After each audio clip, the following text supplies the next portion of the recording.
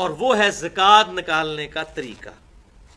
بس یہی ایک دو ڈیٹیل پوائنٹ ہیں، پھر فوراً سارے کور ہو جائیں گے انشاءاللہ تعالی.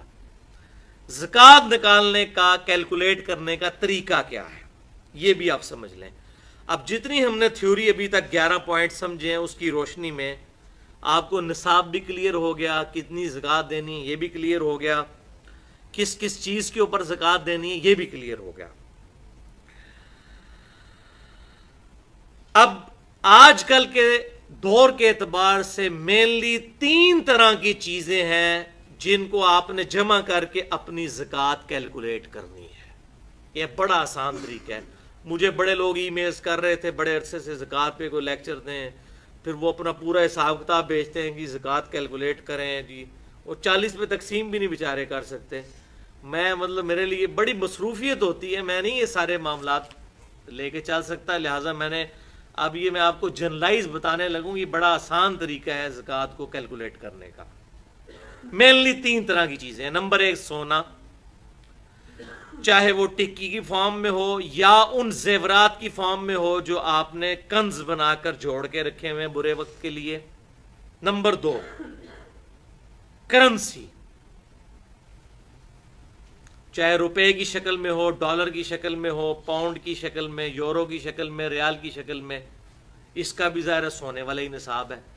اور تیسری چیز ہے مال تجارت، دکان ہے، میڈیکل سٹور ہے، اس کے اندر آپ نے کوئی مال ڈالا ہوا ہے بیچنے کی نیت سے. اسی طریقے سے کمرشل پلاٹس ہیں، بیچنے کے لیے رکھے ہوئے ہیں. ان تینوں کیٹیگریز کے مال کو آپ جمع کریں گے، اس ٹوٹل مال کے اوپر آپ زکوٰۃ نکالیں گے اگر وہ تھریش ہولڈ پوائنٹ کو کراس کر جاتا ہے. تو ان کی اوریجنل مارکیٹ ویلیو نکالی جائے. مثلا اگر آپ کے پاس زیور ہے، یا کچھ سنیارے بھی بیٹھے ہوئے ہیں، گولڈ سمتھ بھی بیٹھے ہوئے ہیں، ان کے پاس آپ زیور لے کے جائیں، دیکھیں آپ کے ساتھ کیا کرتے ہیں. یہ 48,500 روپیہ تولہ ہے نا، تو اب آپ ان کو کہیں گے میں نے بیچنا ہے، تو یہ آپ کہیں گے یہ 40,000 آپ کو ملے گا، باقی تو کاٹ ہے، یا 42,000 ملے گا. تو اس 40 یا 42,000 کے اوپر زکوٰۃ ہوگی، 48,000 کے اوپر زکوٰۃ نہیں ہوگی. 48,500 کے اوپر جو اس کو آپ بیچنے جائیں اس وقت جو آپ کو نیٹ مل رہا ہے، شریعت کسی پہ ظلم نہیں کرتی، جو اس وقت مال مل رہا ہے اس کی قیمت آپ لگوائیں کاٹ نکال کے. کیونکہ یہاں پر کاٹ اس لیے ڈالی جاتی ہے، وہ 24 کیرٹ سونا تو نہیں ہوتا، اس کو 22 کیرٹ کر دیتے ہیں، اور وہ جو اس کی مزدوری ہے اس میں ڈال کے تو وہ 24 کیرٹ کے پیسے چارج کر لیتے ہیں. یعنی کان کو ایسے کر کے پکڑتے ہیں. برا نہیں بنانا جی، سنے آ رہے ہو. اچھا، بہرحال تو اس کی آپ مارکیٹ ویلیو نکالیں گے. کمرشل پلاٹ کی بھی ویسے آگے پراپرٹی ڈیلر بڑا کان بھرتے ہیں جی، تو 1.5 کروڑ کا ہو گیا، 2 کروڑ کا بیچنے جائیں گے تو شاید 1.25 کروڑ کا بھی نہ بکے. تو اس کی بھی آپ قیمت فروخت لگوائیں گے جو کمرشل پلاٹ ہے. جو زرعی زمین ہے کسی کے پاس، اس کے اوپر چاہے وہ مربوں کے مربے ہوں، کسی کے پاس زرعی زمین جو اس کو وراثت میں ملی ہے، اس پہ کوئی زکوٰۃ نہیں ہے جب تک اس کے اوپر کوئی چیز اگائی نہیں جاتی. اور ظاہر ہے اس کی ویلیو بھی بڑی تھوڑی ہوتی ہے. اسلام آباد میں 1 کنال کے پلاٹ کے آپ کئی مربع خرید سکتے ہیں زرعی زمین، ان کی تو ویلیو بڑی تھوڑی ہوتی ہے جو اس طرح کی زرعی زمینیں ہوتی ہیں.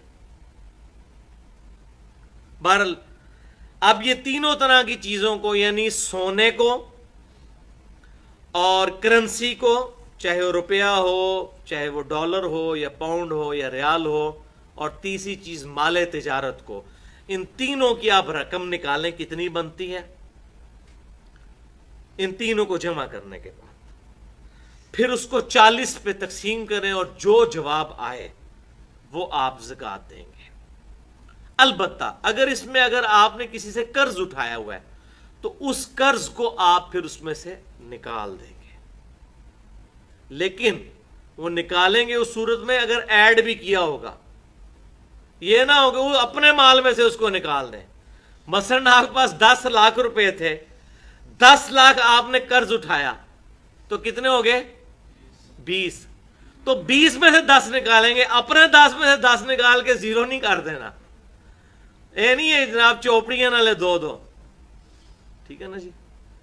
تو وہ ٹوٹل مال میں سے ڈیٹ کو نکالیں گے، پھر آپ کی ایکویٹی آئے گی جو آپ کا راس المال ہے۔ اب میں ایک آپ کو ٹیسٹ کیس بتا دیتا ہوں تاکہ آپ کو سمجھ بھی آ جائے۔ ایک میں نے فرضی کیس بنایا کہ ایک بندے کے پاس 4 تولے سونا ہے۔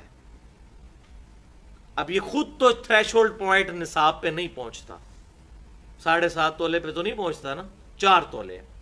4 تولے کی آج 23 اگست 2014 کو پاکستان کے مطابق جو قیمت بنتی ہے 48,500 روپیہ تولہ کے تحت 1,94,000، لیکن اس کے پاس 30 لاکھ روپے کا کمرشل پلاٹ بھی ہے جو اس نے اپنی جمع پونجی رکھی ہوئی ہے بیچنے کی غرض سے، ذاتی مکان بنانے کے لیے نہیں۔ اگر مکان بنانے کے لیے تو وہ تو نہیں ہوگی، پھر اس پہ زکوٰۃ نہیں۔ اس 30 لاکھ کو اس 1,94,000 میں جمع کریں، 31,94,000 بن گیا۔ پھر اس کی دکان میں 50 لاکھ کا مال بھی ڈلا ہوا ہے، تو اس 50 لاکھ کو بھی اس میں آپ ایڈ کریں گے۔ اب اس نے 10 لاکھ قرض بھی کہیں سے اٹھایا ہوا ہے، یعنی جو 50 لاکھ دکان کا مال ہے وہ 50 لاکھ سارا اس کا نہیں ہے، 40 اپنا ہے اور 10 کا قرض اٹھایا ہوا ہے، تو 40 میں سے 10 نہیں مائنس ہوں گے، 50 میں سے 10 مائنس ہوں گے، تو 40 ہی وہ نیٹ نکل آئے گا اس کا۔ یہ 40 لاکھ بھی جمع کر لیں، 30 لاکھ کا پلاٹ بھی جمع کر لیا، 4 تولے سونے کی قیمت بھی جمع کر لی۔ اب اس کی کل بچت جو بنی 81,94,000 اور 10 لاکھ آپ نے اس میں سے قرض جو لیا ہوا وہ نکال دیا، تو بنا 71,94,000۔ اس کو 40 پہ تقسیم کریں، 40واں حصہ یعنی 2.5% اس کا نکلے گا، 1,79,000 1,79,850، یہ اس کی زکوٰۃ نکلے گی۔ یہ ہے بھائیو زکوٰۃ نکالنے کا طریقہ۔ علمی پوائنٹ نمبر 13، زکوٰۃ کے مصارف کون کون سے ہیں؟ یہ ہے سورۃ التوبہ کی آیت نمبر 60 میں اللہ تعالیٰ نے بیان کیے ہیں کہ 8 طرح کے مصارف ہیں، کیٹاگریز ہیں جن پہ آپ زکوٰۃ لگا سکتے ہیں، وہاں پہ آپ زکوٰۃ دے سکتے ہیں۔ بسم اللہ الرحمن الرحیم، انما الصدقات للفقراء، بے شک صدقات، زکوٰۃ، فرض صدقہ، یہ تو ہے غریبوں کے لیے، فقیروں کے لیے۔ فقیر اس غریب کو کہتے ہیں جو سوال نہ کرتا ہو لیکن ہو غریب۔ والمساکین، اور مسکینوں کے لیے۔ مسکین اس غریب کو کہتے ہیں جو لوگوں سے مال بھی مانگ بھی لے۔ فقیر وہ جو مانگے نہ لیکن وہ اپنی حالت اس کی نظر آ رہی ہو کہ یہ غریب آدمی ہے، سفید پوش۔ اور مسکین وہ جو سائل بن کے ہے، مانگ لے۔ دو گے۔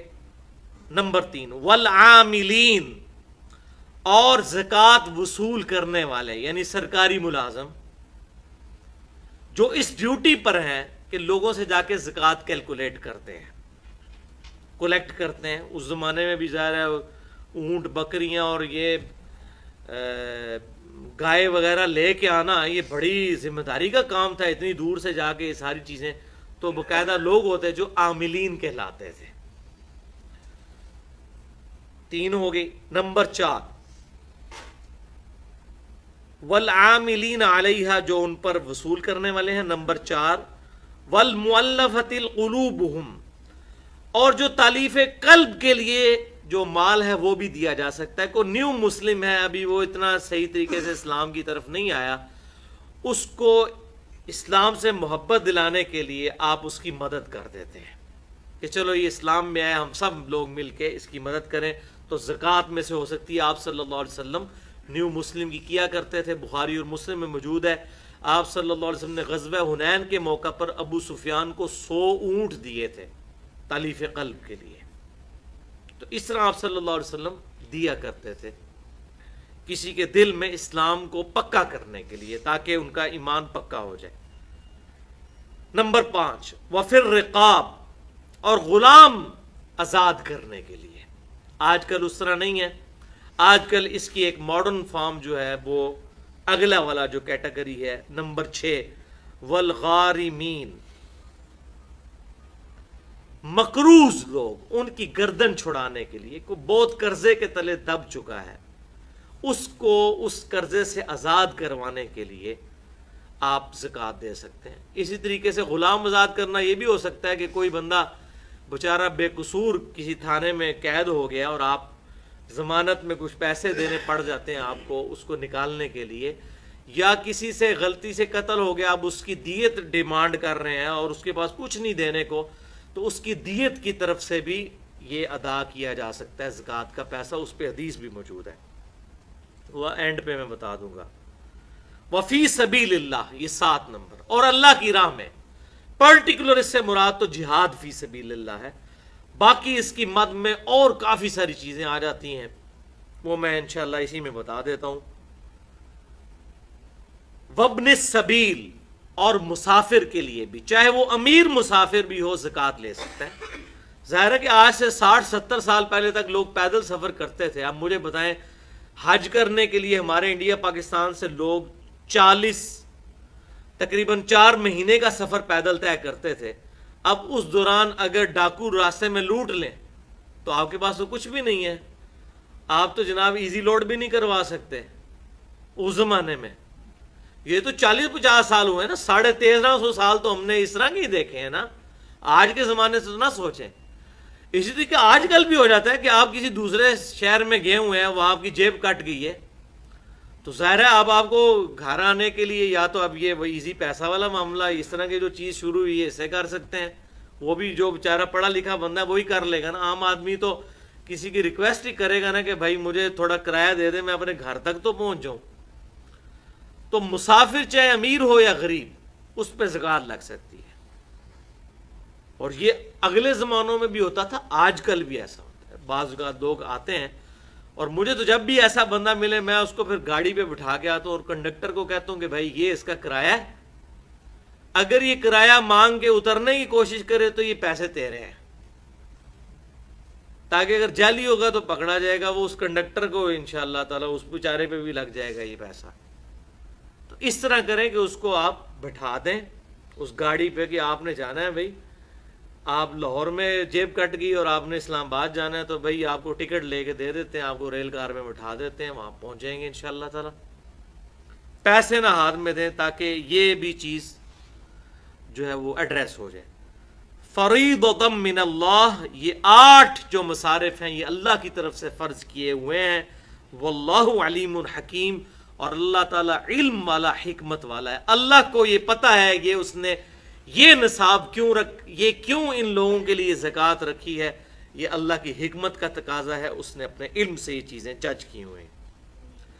بخاری اور مسلم کی متفق علیہ حدیث ہے، بخاری میں 1496، مسلم 121، کہ آپ صلی اللہ علیہ وسلم نے ارشاد فرمایا کہ زکوٰۃ مالداروں سے لے کر غریبوں میں تقسیم کی جائے گی،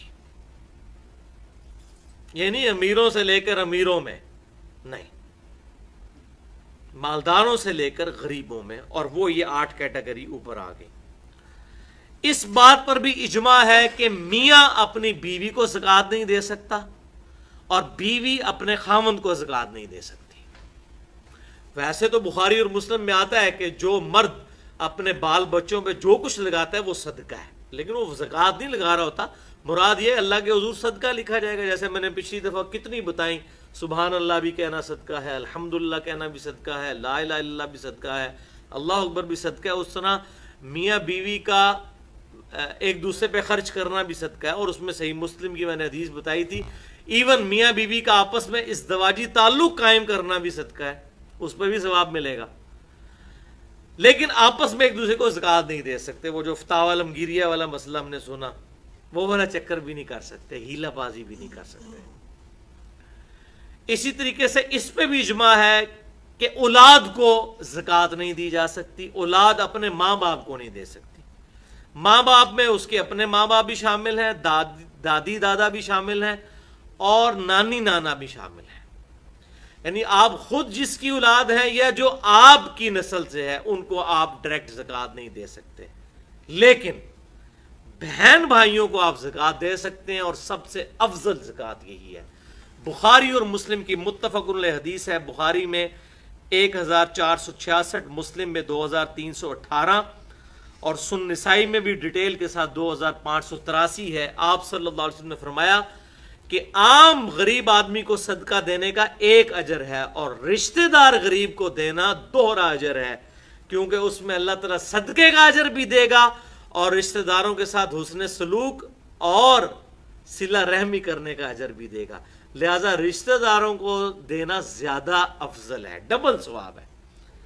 اور یہ اس لیے ہے کہ اکثر جیلسی بھی رشتہ داروں میں ہوتی ہے، یہ تویز دھاگے بھی رشتہ دار کرواتے ہیں، ایک دوسرے کو وہ پھلتا پھولتا نہیں دیکھ سکتے، دوسرا بندہ کبھی بھی آپ سے جیلس نہیں ہوتا۔ تو اللہ تعالیٰ نے ہماری اسی انسٹنکٹ پہ اسٹرائک کیا ہے کہ سب سے زیادہ ثواب ملے گا رشتہ داروں کو دو۔ اور اکثر لوگ ناراض ہوتے ہیں، اس نے منو اپنی دھی دا رشتہ نہیں دیتا سی تے انہیں یہ نہیں سی کیتا جی، میں دے گھر بھی نہیں وڑنا، اس نے مجھے اپنی بیٹی کا رشتہ نہیں دیا تھا، میں نے جانا ہی نہیں ہے، وہ غریب ہیں۔ لوگوں کو زکوٰۃ دیتے رہیں گے اور اپنے غریب بہن بھائیوں کو زکوٰۃ نہیں دیتے، یہ بہت غلط پریکٹس ہے، اللہ تعالیٰ اس سے محفوظ فرمائے۔ اچھا، اس پہ بھی اجماع ہے امت کا کہ جو فرض صدقہ ہے یہ صرف مسلمان کو دیا جائے گا، فرض صدقہ یعنی زکوٰۃ۔ ہاں، زکوٰۃ کے علاوہ جتنا ہے، جیسے قربانی کا گوشت ہے، وہ فرض نہیں ہے، سنت موقدہ ہے۔ اس طریقے سے ہاں، منت کا جو ہوگا، جیسے یہ منت مانتا ہے کوئی کہ میں بکرا دوں گا اللہ کے نام کا، منت، تو وہ بھی واجب میں آ جاتی ہے، وہ بھی آپ غیر مسلم کو نہیں دے سکتے۔ لیکن عام حالت میں آپ جو جتنی بھی نظر نیاز کرتے ہیں اللہ کی راہ میں خرچ کریں، اس میں مسلمان کو دیں یا غیر مسلم کو، دونوں صورتوں میں ثواب ہوگا۔ یہ نہیں ہے کہ مسلمان کو دینے سے ہی ہوگا، لیکن جو فرض صدقہ ہے وہ صرف فرض زکوٰۃ وہ صرف مسلمان کو دے سکتے ہیں، غیر مسلم کو نہیں دے سکتے۔ اب رہا فی سبیل اللہ کا مسئلہ، تو بھائیو فی سبیل اللہ کی مد بہت بڑی ہے۔ اللہ تعالیٰ نے فی سبیل اللہ کہہ کے مسئلہ ہی امت کا حل کر دیا ہے۔ فی سبیل اللہ میں آپ کسی غریب بچے کی فیس بھی دے سکتے ہیں، کوئی لائبریری بنوا سکتے ہیں، رفاع عامہ کے کام کر سکتے ہیں، کوئی گلی بنوا سکتے ہیں، کہیں پر کنواں نہیں آپ کنواں کھدوا سکتے ہیں، چاہے امیر وہاں سے استعمال کرے پانی، چاہے غریب۔ رفاع عامہ کے جتنے کام ہیں یہ سب کے سب کام فی سبیل اللہ میں شامل ہیں۔ اسی طریقے سے کوئی ٹی وی چینل ہے ایسا جو صرف دین کی دعوت کا کام کرتا ہے اور اس کو کمائی کا ذریعہ نہیں بناتا، نو پروفٹ نو لاس پہ، اس کو بھی زکوٰۃ لگ سکتی ہے۔ تو فی سبیل اللہ کی مد بہت بڑی ہے۔ اس میں آپ مسجد کے اوپر بھی لگ سکتا ہے، مسجد میں تو اختلاف ہے، دونوں طرف اقوال موجود ہیں، لیکن مدرسے کے اوپر سب کا اجماع ہے کہ دینی مدرسے کے اوپر بھی لگ سکتا ہے۔ اور الحمدللہ اس حوالے سے میں بات پھر وہ ریپیٹ کروں جو میں نے پچھلی دفعہ کی تھی کہ پوری دنیا کا یہ سروے ہے کہ پوری دنیا میں چیریٹی میں نمبر 1 پاکستان ہے، خرچ کرنے والا ملک۔ پوری دنیا میں کسی ملک کے لوگ اتنا خرچ نہیں کرتے غریبوں پر جتنا پاکستان کرتا ہے۔ یہ چیریٹی میں پاکستان دنیا میں نمبر 1 ہے، اور یہ ملک چل رہی چیریٹی کے اوپر ہے۔ اتنے غریب لوگ بیچارے لوگوں کے گھروں میں کام کرتی ہیں عورتیں، آپ 1000 روپے میں ایک کام کرنے والی عورت بھی ہائر کر سکتے ہیں۔ $10 بنتے ہیں مہینے کے۔ $10 مہینے کا کیا ہے؟ باہر کے ملکوں میں تو $10 گھنٹہ چارج ہوتا ہے صفائی کرنے والی، یہاں مہینے میں۔ اب وہ غریب عورتیں بیچارہ اپنا گزارا کیسے کرتی ہیں کہ لوگ ان کے ساتھ باقی چیزوں میں بھی مدد کرتے ہیں۔ لیکن یہ بھی یاد رکھیں، جو عورت آپ کے گھر میں کام کر رہی ہے اس کو اگر آپ زکوٰۃ دیتے ہیں تو یہ نہ اس کے اگینسٹ سے کام زیادہ نہ کروائیں، ورنہ وہ پھر آپ سود کھا رہے ہوں گے اس سے۔ ویسے زکوٰۃ سے اس کی مدد کریں، اس میں اس کی طرف سے بدلے کو اپنے ذہن میں نہ رکھیں، ادروائز زکوٰۃ گئی بیڑا غرق۔ یہاں پر ایک تملیک کا مسئلہ میں بتا دوں جو فقہ حنفی میں ایک بہت بڑا مسئلہ ہے، اس کی وجہ سے بڑا فتنہ کھڑا کیا ہے ان لوگوں نے، تملیک کا، ملکیت کا مسئلہ۔ فقہ حنفی میں یہ مسئلہ انہوں کی کتابوں میں لکھ دیا اور وہ آج تک اس کو ڈیفینڈ کر رہے ہیں، ان کے پاس کوئی دلیل اس کی نہیں. وہ کہتے ہیں کہ جی زکوٰۃ کے لیے مالک بنانا ضروری ہے.